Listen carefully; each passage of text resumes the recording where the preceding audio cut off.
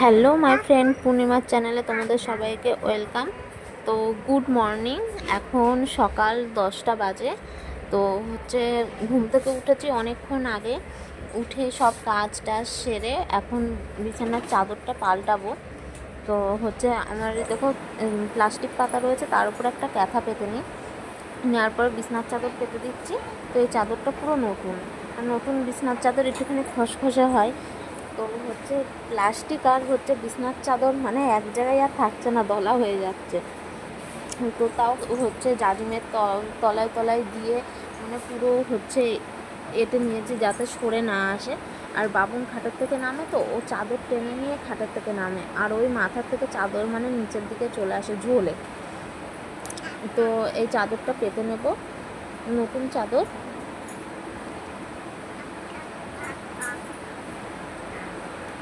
তো দেখো ভালো করে জাজিমের তলায় ভাঁজ করে করে দিচ্ছি চাদরটা, যাতে বেরিয়ে চলে না আসতে পারে। তাও কি থাকে, বাচ্চাদের ঘর হলে চাদর নিচে নেমে চলে এসছে। আমার দিনে মনে হয় 3-4 বার করে বিছানা গুছাতে হয়।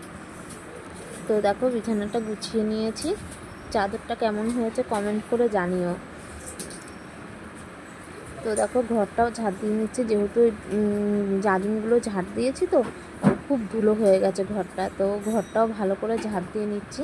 ওইদিকে কিন্তু আমি রান্না করছি, রান্না করতে করতে এইদিকে এসে ঘরটা ঝাড় দিচ্ছি, আবার বিছানাটা গুছালাম, মানে একটুখানি রান্নার ওখানে যাচ্ছি আর এইদিকে এসে কাজ করছি। তো আমার এই কাজগুলোও গুছানো হয়ে যাচ্ছে। তো এবার গিয়ে রান্না করব, ডিমের তরকারি করব, আর উচ্ছে দিয়ে আলু দিয়ে ভাজা করেছি, আর আলু ভাতে দিয়েছি, ভেন্ডি ভাতে দিয়েছি। এগুলো দিয়ে বাবুনের খাওয়া হয়ে যাবে।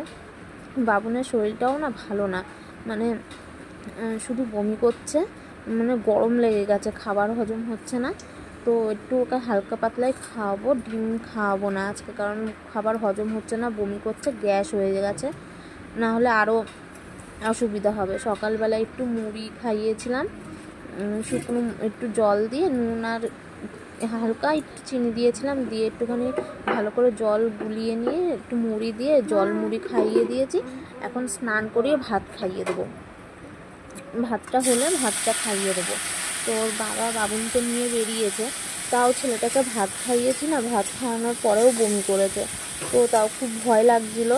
তারপরে ঘুম থেকে ওঠার পরে না, ঘুমানোর আগে একটা বেদানা খাইয়েছিলাম, বেদানার রস করে খাইয়েছিলাম। তারপরে একটু ঘুমাচ্ছিলো না, ঠিক করে উঠে পড়ছিল বারবার। তো পেটটা তো ভরা নেই, ওর কষ্ট হচ্ছে, খিদে পাচ্ছে। তো আবার ঘুম থেকে ওঠার পরে একটা মৌসুমি লেবুর রস করে খাইয়ে তারপরে আধ ঘন্টা মতন পরে একটু ভাত খাইয়ে দিয়েছিলাম।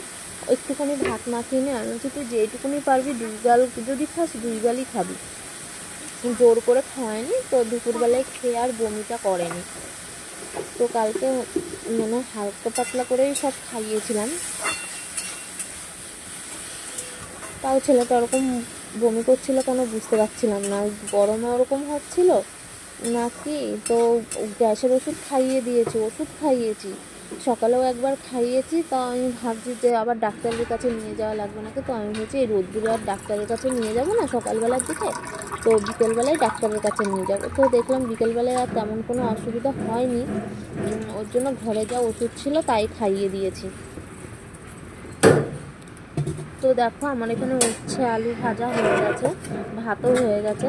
তো এখন ডিমের তরকারি বসিয়ে দেবো, পটল দিয়ে আলু দিয়ে ডিম করব। ডিমের তরকারিটা বসিয়ে দেবো।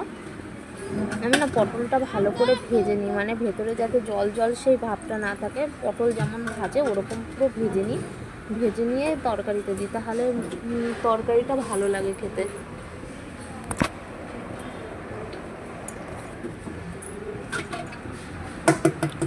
তো দেখো ডিমগুলো এখন ভেঙে নিচ্ছি, আর পটলগুলোও দিয়ে দেবো তেলে। তেলটাও গরম হয়ে গেছে, পটলগুলো দিয়ে ভালো করে হিট দিয়ে যাতে পুড়ে না যায় সেইভাবে হিট দিয়ে ভাজবো।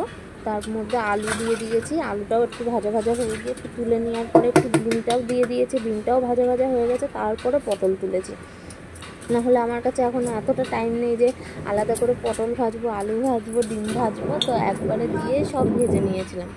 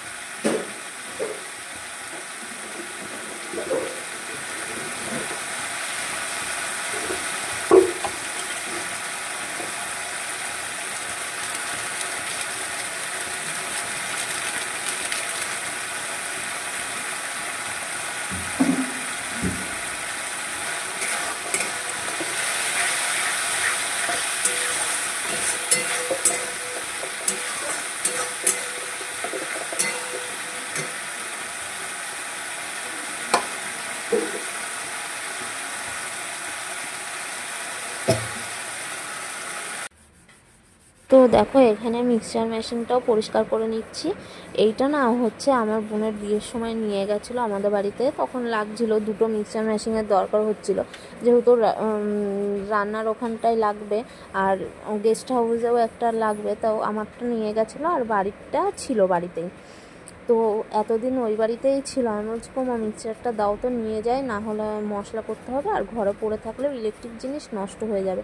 তো বাড়ি থেকে নিয়ে এসে দেখছি এইটার এমনই খারাপ অবস্থা। তো হচ্ছে নিয়ে এসে ভালো করে আগে একটু মশলা করে নিয়েছি, মিক্সচারের বাটি আমার কাছেই ছিল, মশলা করে নিয়ে এটা ভালো করে স্কচ ব্রাইট দিয়ে ঘষে ঘষে মুছছি। আমার এটা পুরো সাদা কালার ছিল, এখন হলুদ কালার হয়ে গেছে। সাদা কালারটা না থাকে না। তো হচ্ছে দেখো স্কচ ব্রাইট দিয়ে ভালো করে হচ্ছে মেজে নিয়ে তারপরে হচ্ছে একটা ভিজা ন্যাকড়ায় ভালো করে চিপে নিয়ে গাটা ভালো করে মুছে দেবো।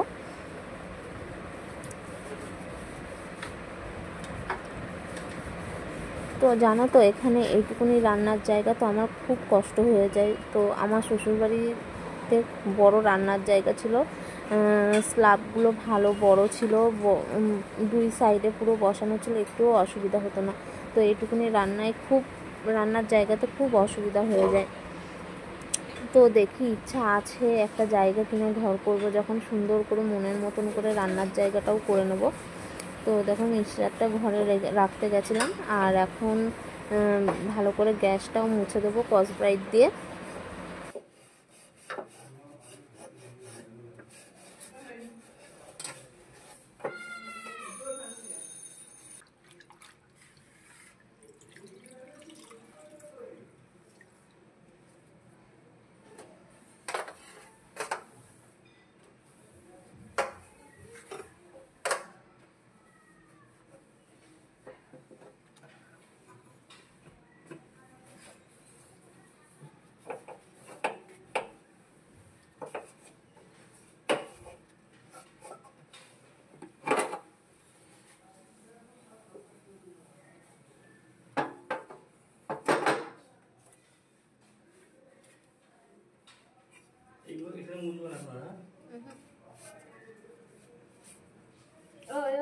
এই শসাগুলো রয়েছে, ধরে নিয়ে যাও তো। শসা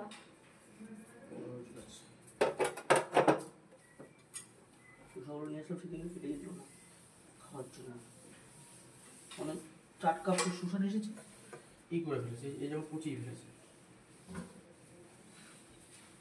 দেখি কাটতেই চাই।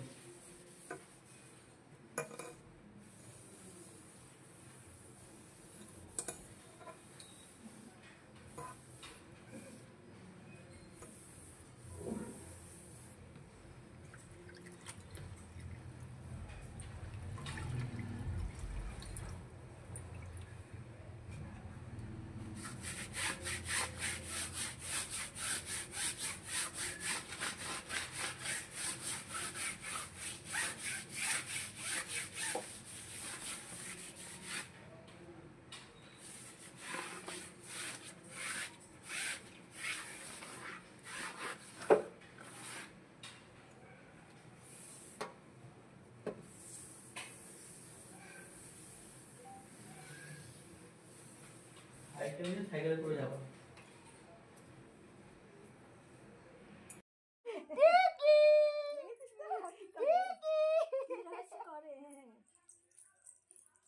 এদিকে এদিকে পড়ে যাবা, এখানে আসো। কত বড় কাপড়টা রে,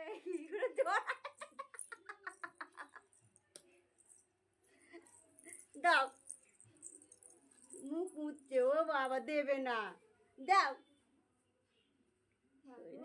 বাবা দাও, দাও দিদি দাও, দেবে না। ওরে বাবা, ওরে বাবা, একটু নাক মোছো, একটু নাক মোছো, নাক মোছো, ওরে বাবা রে বাবা, নাক মোছো, একটু নাক মোছো, নাক মোছো।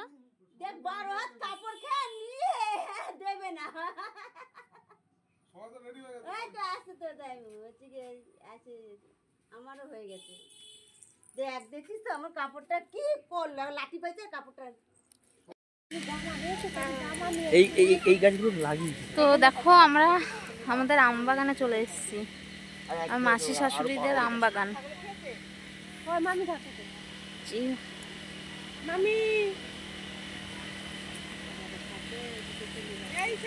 এই আমটা ভালো আছে দেখো, দেখুন এই আমটা তোলো। হ্যাঁ ভেন্ডি, হেভি কন্দ। এগুলো ভেন্ডি না হয় না?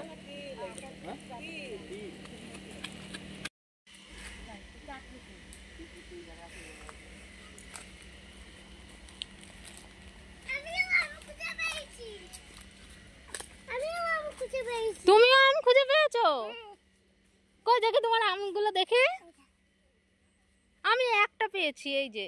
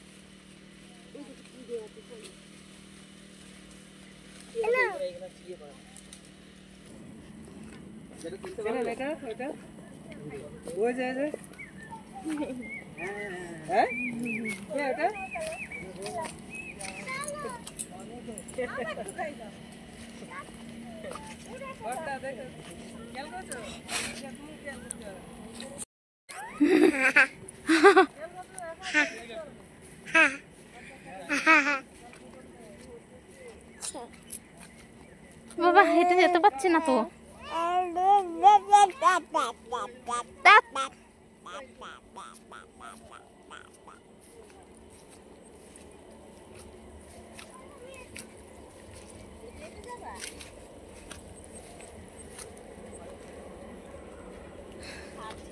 ও মামি,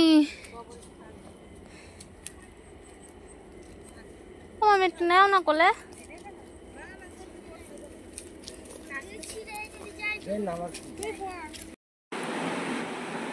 তো দেখো বাড়িতে এসে সব জামা কাপড়গুলো গুছিয়ে নিয়েছি, ঘরটাও গুছাচ্ছি, সব এলোমেলো হয়ে রয়েছে। আজকের ভিডিও এটুকুনি। ভিডিওটাকে লাইক করে দিও, চ্যানেলটাকে সাবস্ক্রাইব করে দিও। So tata.